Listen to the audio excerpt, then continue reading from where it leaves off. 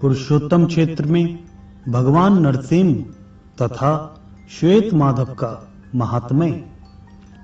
ब्रह्मा जी कहते हैं, इस प्रकार बलराम श्री कृष्ण और सुभद्रा को प्रणाम करके भगवान के मंदिर से बाहर निकलें। तत्पश्चात जगन्नाथ जी के मंदिर को प्रणाम करके एकाग्रचित्त हो उस स्थान पर जाएं जहां भगवान विष्णु की इंद्रनीलमयी प्रतिमा बालू के भीतर छिपी है। वहां अदृश्य रूप से स्थित भगवान को प्रणाम करके मनुष्य श्री विष्णु के धाम में जाता है। ब्राह्मणों, जो भगवान सर्वदेवमय हैं, जिन्होंने आधा शरीर सिंह का बनाकर असुरराज हिरण्यकश्यप का वध किया था, वे भगवान नरसिंह भी पुरुषोत्तम तीर्थ में निवास करते हैं। जो भक्ति पूर्वक उनका दर्शन करके प्रणाम करता है, वह समस्त पातकों से निश्चय ही मुक्त हो जाता है। जो मानव इस पृथ्वी पर भगवान नरसिंह के भक्त होते हैं, उन्हें पाप कभी छू नहीं सकते और मनोवांछित फल की प्राप्ति होती है। अतः सब प्रकार से प्रयत्न करके भगवान नरसिंह की शरण लें, क्योंकि वे धर्म, अर्थ, काम और मोक्ष रूप फल प्रदान करते हैं। मुनियों ने कहा, इस पृथ्वी पर भगवान नरसिंह का महात्म्य सुखदायक और दुर्लभ है। हम उनका प्रभाव विस्तार के साथ सुनना चाहते हैं। इसके लिए हमें बड़ी उत्कंठा है। ब्रह्मा जी बोले, ब्राह्मणों, मैं अजित, अप्रमेय तथा भोग और मोक्ष प्रदान करने वाले भगवान नरसिंह का प्रभाव बतलाता हूँ। सुनो, उनके समस्त गुणों का वर्णन कौन कर सकता है, अतः मैं भी संक्षेप में ही बतलाऊंगा। इस लोक में जो कोई दैवी अथवा मानुषी सिद्धियां सुनी जाती हैं, वे सब भगवान के प्रसाद से ही सिद्ध होती हैं। स्वर्ग, मर्त्यलोक, पाताल, दिशा, जल, गांव तथा पर्वत, इन सब स्थानों में भगवान के प्रसाद से मनुष्य की अबाध गति होती है। इस चराचर जगत में कोई भी ऐसी वस्तु नहीं है जो भक्त वत्सल भगवान नरसिंह के लिए असाध्य हो। मुनिवरों, सनातन कल्पराज एवं नरसिंह का तत्व, जिसे देवता या असुर भी नहीं जानते, तुम्हें बताता हूँ, सुनो। उत्तम साधक को चाहिए कि साग, जौ की लपसी, मूल, फल, खली अथवा सत्तू से भोजन की आवश्यकता पूर्ण करे अथवा दूध पीकर रहे। इंद्रियों को काबू में रखकर धर्म परायण रहे। वन, एकांत प्रदेश, पर्वत, नदी संगम, ऊसर, सिद्ध क्षेत्र अथवा नरसिंह के मंदिर में जाकर या स्वयं स्थापना करके भगवान की विधि पूर्वक पूजा करें। शुक्ल पक्ष की द्वादशी को उपवास करके जितेंद्रिय भाव से 20 लाख भगवान के नाम का जप करे। ऐसा करने वाला साधक उपपातक और महापातकों से युक्त होने पर भी मुक्त हो जाता है। पहले भगवान नरसिंह की प्रदक्षिणा करके चंदन और धूप आदि के द्वारा उनकी पूजा करें। मस्तक झुकाकर प्रभु को प्रणाम करें तथा उसके माथे पर कपूर और चंदन मिले हुए चमेली के फूल चढ़ावें। इससे सिद्धि प्राप्त होती है। किसी भी कार्य में भगवान की गति कुंठित नहीं होती। ब्रह्मा, रुद्र आदि देवता भी उनके तेज को सह नहीं पाते। फिर संसार में सिद्ध, गंधर्व, मानव, दानव, विद्याधर, यक्ष, किन्नर और महानागों की तो बात ही क्या है। अन्य साधक जिन असुरों के नाश करने के लिए मंत्र जप करते हैं, वे सब नरसिंह भक्तों को सूर्य के समान तेजस्वी देखकर तत्क्षण नष्ट हो जाते हैं। महाबली भगवान नरसिंह सदा अपने भक्तों की रक्षा करते हैं। अतः मुनीश्वरों, समस्त अभिलाषित फलों के दाता महापराक्रमी भगवान नरसिंह की सदा भक्ति पूर्वक पूजा करनी चाहिए। ब्राह्मण, क्षत्रिय, वैश्य, स्त्री, शूद्र और अन्य त्यज भी श्रेष्ठ नरसिंह का भक्ति पूर्वक पूजन करके कोटि जन्मों के पाप और दुखों से मुक्त हो जाते हैं, मनोवांछित फल पाते हैं। देव, गंधर्व एवं इंद्र का पद भी प्राप्त कर लेते हैं। एक बार भी भगवान नरसिंह का भक्ति पूर्वक दर्शन करने से करोड़ों जन्मों के पापों और दुखों से छुटकारा मिल जाता है। संग्राम, संकट, दुर्गम स्थान, चोर व्याघ्र आदि की पीड़ा, प्राण संशय, विष, अग्नि, जल, राज भय, समुद्र भय तथा गृह रोग आदि जनित कष्ट प्राप्त होने पर जो पुरुष भगवान नरसिंह का स्मरण करता है वह सब प्रकार की आपत्तियों से छुटकारा पा जाता है। जैसे सूर्योदय होने पर महान अंधकार दूर हो जाता है, उसी प्रकार भगवान नरसिंह का दर्शन होने पर सभी उपद्रव नष्ट हो जाते हैं।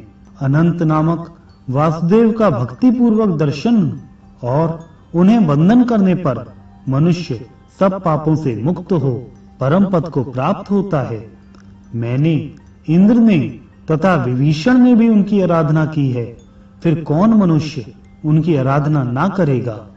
जो मनुष्य श्वेत गंगा में स्नान करके श्वेत माधव तथा मत्स्य माधव का दर्शन करता है वह श्वेत द्वीप में जाता है। मुनियों ने कहा, भगवान आप श्वेत माधव के महात्म्य का पूर्ण रूप से वर्णन कीजिए, साथ ही भगवान की प्रतिमा का वृत्तांत भी विस्तार के साथ बतलाइए। भूतल में विख्यात भगवान के पवित्र क्षेत्र में श्वेत माधव की स्थापना किसने की थी? ब्रह्मा जी बोले, सतयुग में श्वेत नाम के एक बलवान राजा थे। वे बड़े बुद्धिमान, धर्मज्ञ, शूरवीर, सत्य प्रतिज्ञ और दृढ़ता पूर्वक व्रत का पालन करने वाले थे। उनके राज्य में 10,000 वर्षों तक मनुष्यों की आयु होती थी और किसी बालक की मृत्यु नहीं होती थी। इस प्रकार राजा श्वेत के राज्य में कुछ काल व्यतीत होने के पश्चात एक घटना घटित हुई। कपाल गौतम नामक एक परम धर्मात्मा ऋषि थे। उनके एक पुत्र हुआ जो कालवश दांत निकलने के पहले ही चल बसा। उसे गोद में लेकर बुद्धिमान ऋषि राजा के निकट आए। राजा ने ऋषि कुमार को अचेत अवस्था में सोया देखकर उसको जीवित करने के लिए प्रतिज्ञा की। राजा बोले, यदि यमलोक में गए हुए इस बालक को मैं 7 दिन के भीतर ना ला सकूं तो जलती हुई चिता पर चढ़ जाऊंगा। यूं कहकर राजा ने लाख नीलकमलों से महादेव जी की पूजा करके उनके मंत्र का जप आरंभ किया। जगदीश्वर भगवान राजा की अत्यंत भक्ति का विचार करके पार्वती जी के साथ उनके सामने प्रकट हुए और बोले, राजन मैं तुम पर बहुत प्रसन्न हूँ। महादेव जी का यह वचन सुनकर राजा श्वेत ने सहसा उनकी ओर देखा। वे सब अंगों में भस्म रमाए हुए थे। उनके शरीर की कांति शरदकालीन चंद्रमा और कुंद के समान थी। उनके नेत्र विकट थे। व्याघ्र चम्र का वस्त्र और ललाट में चंद्रमा की रेखा थी। उन पर दृष्टि पड़ते ही राजा ने सहसा पृथ्वी का गिरकर उन्हें प्रणाम किया और कहा, प्रभो यदि आप मुझ पर प्रसन्न हैं, यदि आपकी मुझ पर दया है तो काल के वश में पड़ा हुआ यह बालक पुनः जीवित हो जाए, यही मेरी प्रतिज्ञा है। महेश्वर आप इसे यथायोग्य आयु से युक्त करें और कल्याण का भागी बनाएं। श्वेत की यह बात सुनकर महादेव जी को बड़ी प्रसन्नता हुई।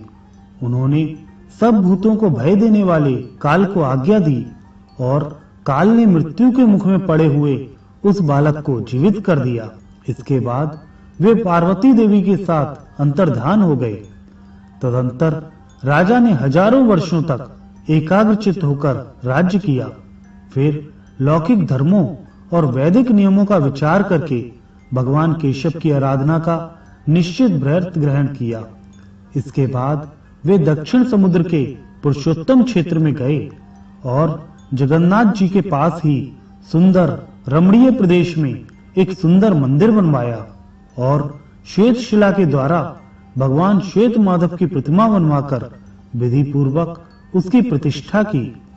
उस समय ब्राह्मणों, दीनों, अनाथों और तपस्वियों को दान दे राजा ने भगवान माधव के समीप पृथ्वी पर गिरकर साष्टांग प्रणाम किया। फिर 1 मास तक मौन एवं निराहार रहकर 12 मंत्र का जप किया।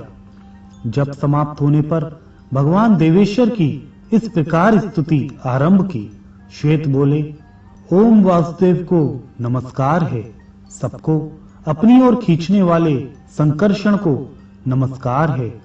अत्यंत द्युतिमान प्रथम, कभी रुद्र ना होने वाले अनिरुद्ध तथा नारायण को नमस्कार है।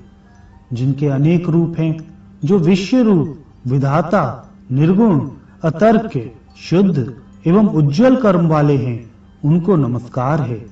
जिनकी नाभि में कमल है, जो पदम गर्भ ब्रह्मा जी की उत्पत्ति के कारण हैं, उनको नमस्कार है। जिनका वर्ण कमल के समान है, जो हाथ में भी कमल लिए रहते हैं, उनको नमस्कार है। जिनके नेत्र कमल के समान हैं, जो सहस्त्रों नेत्रों से युक्त और शिव स्वरूप हैं, उन्हें नमस्कार है।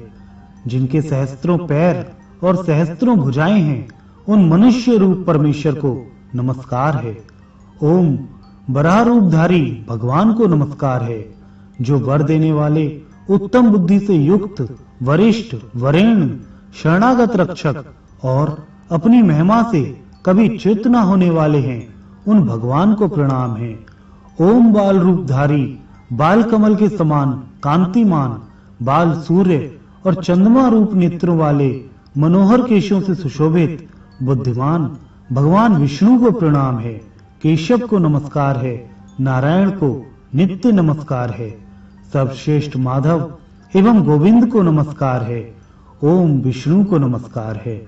हिरण्यरेता अग्निदेव को नित्य नमस्कार है। मधुसूदन को प्रणाम है। शुद्ध स्वरूप एवं किरणों को धारण करने वाले भगवान को नमस्कार है। अनंत को नमस्कार है। सूक्ष्म स्वरूप एवं श्री वत्सधारी को प्रणाम है। तीन बड़े बड़े डगों वाले तथा दिव्य पीतांबर धारण करने वाले वामन को नमस्कार है। भगवान आप सृष्टि करता हैं, आपको नमस्कार है। आप ही सबके धारण पोषण करने वाले हैं, आपको बारंबार नमस्कार है। गुण स्वरूप एवं निर्गुण को नमस्कार है। वामन रूप भगवान को नमस्कार है। वामन कर्ता श्री हरि को प्रणाम है। वामन नेत्र प्रभु को नमस्कार है और वामन वाहन माधव को प्रणाम है। रमणीय, पूज्य तथा अव्यक्त स्वरूप भगवान को नमस्कार है। अतर्क, शुद्ध एवं भयहारी हरि को प्रणाम है। जो संसार रूपी समुद्र से तारने के लिए नौका के समान है, जो परम शांत एवं चैतन्य स्वरूप हैं, शिव, सौम्य रूप, रुद्र तथा उद्धार करता है, उन भगवान को नमस्कार है। जो संसार का संहार करने वाले और उसे भोग प्रदान करने वाले हैं, समस्त विश्व जिनका स्वरूप है और जो समस्त विश्व की सृष्टि करने वाले हैं, उन भगवान को नमस्कार है। ओम दिव्य रूप सोम, अग्नि और वायु स्वरूप भगवान को नमस्कार है। चंद्रमा और सूर्य की किरणें जिनके केश हैं, जो गौओं तथा ब्राह्मणों का हित करने वाले हैं, उन भगवान को प्रणाम है। ओम ऋक् स्वरूप वेद, पद और क्रम रूप भगवान को प्रणाम है। ऋग्वेद के मंत्रों द्वारा जिनकी स्तुति होती है, ऋचाओं का जप जिनकी प्राप्ति का साधन है, उन भगवान को नमस्कार है। ओम यजुर्वेद को धारण करने वाले और यजुर्वेद रूपधारी भगवान को प्रणाम है। जिनका यजुर्वेद के मंत्रों से यजन किया जाता है, जो सबसे सेवित और यजुर्वेद के मंत्रों के अधिपति हैं, उन परमात्मा को नमस्कार है। ओम देव श्रीपते, आपको नमस्कार है। सर्वश्रेष्ठ श्रीधर को प्रणाम है। जो लक्ष्मी के प्रियतम, मन और इंद्रियों को संयम में रखने वाले योगियों के ध्येय और योगी हैं, उन भगवान को प्रणाम है। ओम साम स्वरूप परमात्मा को नमस्कार है। जो श्रेष्ठ साम ध्वनि है, साम के कारण जो सौम्य प्रतीत होते हैं तथा जो साम योग के ज्ञाता हैं, उन भगवान को प्रणाम है। जो साक्षात सामदेव, सामगान और साम वेद को धारण करने वाले हैं, जिन्हें साम वेदोक्त यज्ञों का ज्ञान है, जो सामदेव को करतलगत किए हुए हैं, उन भगवान को नमस्कार है। जो अथर्व शीर्ष, अथर्व स्वरूप, अथर्व पाद और अथर्व कर हैं, अर्थात जिनका सिर आदि सब कुछ अथर्व में है, उन परमेश्वर को प्रणाम है। ओम वज्रशीष प्रभु को नमस्कार है। जो मधु और कैटव के घातक, महासागर के जल में शयन करने वाले और वेदों का उद्धार करके लाने वाले हैं, उन भगवान को प्रणाम है। जिनके स्वरूप अत्यंत दीप्तिमान है, उन भगवान को नमस्कार है। इंद्रियों के नियंता ऋषिकेश को प्रणाम है। प्रभु, आप भगवान वासुदेव को बारंबार नमस्कार है। नारायण, आपको प्रणाम है। लोक हितकारी श्री हरि को नमस्कार है। ओम मोहनाशक तथा विश्व संहारकारी प्रभु को प्रणाम है। जो उत्तम गति के दाता और बंध का अपहरण करने वाले हैं, त्रिलोकी में तेज का आविर्भाव करने वाले और तेज स्वरूप हैं, उन भगवान को नमस्कार है। जो योगियों के ईश्वर शुद्ध स्वरूप, सबके भीतर रमण करने वाले तथा जगत को पार उतारने वाले हैं, सुख ही जिनका स्वरूप है, जो सुख रूप नेत्रों वाले तथा सुकृत धारण करने वाले हैं, उन भगवान को प्रणाम है। वासुदेव वंदनीय और वामदेव को नमस्कार है। जो देहधारियों की देह की उत्पत्ति करने वाले तथा भेद दृष्टि को भंग करने वाले हैं, उन भगवान को नमस्कार है।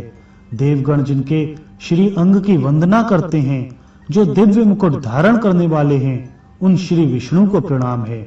जो निवास के भी निवास हैं तथा निवास स्थान को व्यवहार में लाते हैं, उन परमात्मा को नमस्कार है। ओम, जो वसु की उत्पत्ति करने वाले और वसु को स्थान देने वाले हैं, उन्हें प्रणाम है। यज्ञ स्वरूप यज्ञेश्वर एवं योगी भगवान विष्णु को नमस्कार है। आप संयमी पुरुषों को योग की प्राप्ति कराने वाले ईश्वर हैं, आपको प्रणाम है। यज्ञ रूप शरीर धारण करने वाले भगवान बराह को नमस्कार है। लंबासुर को मारने वाले भगवान संकर्षण को प्रणाम है। जिनकी वाणी मेघ के समान गंभीर है, जो प्रचंड वेग युक्त हल धारण करते हैं, उन बलराम को नमस्कार है। सबको शरण देने वाले नारायण, आप ही ज्ञानियों के ज्ञान हैं, आपको नमस्कार है। प्रभु, आपके सिवा नरक से उद्धार करने वाला मेरा कोई बंधु नहीं है। शरणागत वत्सल, मैं संपूर्ण भाव से आपके चरणों में पड़ा हूँ। केशव, अच्युत, मेरा जो शारीरिक और मानसिक मल है, उसे धोने वाला आपके सिवा दूसरा कोई नहीं है। भगवान, मैंने समस्त संग त्याग कर आपकी शरण ली है। केशव, अब आपके ही साथ मेरा संग हो, इससे मुझे आत्म लाभ होगा। मुझे संसार कष्ट एवं आपत्तियों का घर तथा दुस्तर जान पड़ता है। मैं आध्यात्मिक आदि तीनों तापों से खिन्न हूँ, इसलिए आपकी शरण में आया हूँ। आपकी माया से यह समस्त जग नाना प्रकार की कामनाओं द्वारा मोहित हो रहा है। इसमें लोभ आदि का पूरा आकर्षण है, अतः मैंने आपकी शरण ली है। विष्णु, संसारी जीव को तनिक भी सुख नहीं है। यज्ञेश्वर, मनुष्य का मन जैसे जैसे आप में लगता जाता है, वैसे वैसे निष्काम होकर वह परमानंद को प्राप्त होता है। मैं विवेक शून्य होकर नष्ट हो गया हूँ। सारा जगत मुझे दुखी दिखाई देता है। गोविंद, मेरी रक्षा कीजिए। आप ही संसार से मेरा उद्धार कर सकते हैं। यह संसार समुद्र मोह रूपी जल से परिपूर्ण है, इसके पार जाना असंभव है। मैं इसमें गले तक डूबा हुआ हूँ। पुंडरीकाक्ष, आपके सिवा दूसरा कोई ऐसा नहीं है जो इससे मेरा उद्धार कर सके। उस विख्यात दिव्य पुरुषोत्तम क्षेत्र में राजा श्वेत के इस प्रकार स्तुति करने पर देवाधिदेव जगत गुरु श्री हरि उनकी भक्ति का विचार करके संपूर्ण देवताओं के साथ राजा के सामने आए। नील मेघ के समान श्याम वर्ण, कमल पत्र के समान बड़ी बड़ी आंखें, हाथों में दैदीप्यमान सुदर्शन, बाएं हाथ में पांजन्य शंख तथा अन्य हाथों में गदा, शांग धनुष और खड्ग, यही उनकी झांकी थी। भगवान ने कहा, राजन, तुम्हारी बुद्धि बड़ी उत्तम है। तुम में पाप का लेश भी नहीं है। मैं तुम पर बहुत प्रसन्न हूँ। तुम अपनी इच्छा के अनुसार कोई उत्तम वर मांगो। देवाधिदेव भगवान का यह अमृतमय वचन सुनकर महाराज श्वेत ने मस्तक नवाकर उन्हें प्रणाम किया और उन्हीं में मन लगाए हुए कहा, भगवान, यदि मैं आपका भक्त हूँ तो मुझे यह उत्तम वरदान दीजिए। ब्रह्मलोक से भी ऊपर जो अविनाशी वैकुंठ धाम है, जिसे निर्मल रजोगुण रहित शुद्ध एवं संसार की आसक्ति से शून्य बताया गया है, मैं उसी को प्राप्त करना चाहता हूँ। जगतपते, आपकी कृपा से मेरा यह मनोरथ सफल हो। श्री भगवान बोले, राजेंद्र, संपूर्ण देवता, मुनि, सिद्धि और योगी भी जिस रमणीय और रोग शोक रहित पद को नहीं प्राप्त होते, उसे ही तुम प्राप्त करोगे। संपूर्ण लोकों को लांघकर मेरे लोक में जाओगे। यहाँ तुमने जो कीर्ति प्राप्त की है वह तीनों लोकों में फैलेगी और मैं सदा ही यहाँ निवास करूंगा। इस तीर्थ को देवता और दानव आदि सब लोग श्वेत गंगा कहेंगे। जो कुश के अग्रभाग से भी श्वेत गंगा का जल अपने ऊपर छिड़केगा वह स्वर्ग लोक में जाएगा। जो यहाँ स्थापित श्वेत माधव नाम की प्रतिमा का दर्शन और उसे प्रणाम करेगा वह देह त्याग कर भगवान का स्मरण करते हुए शांत पद को प्राप्त होगा।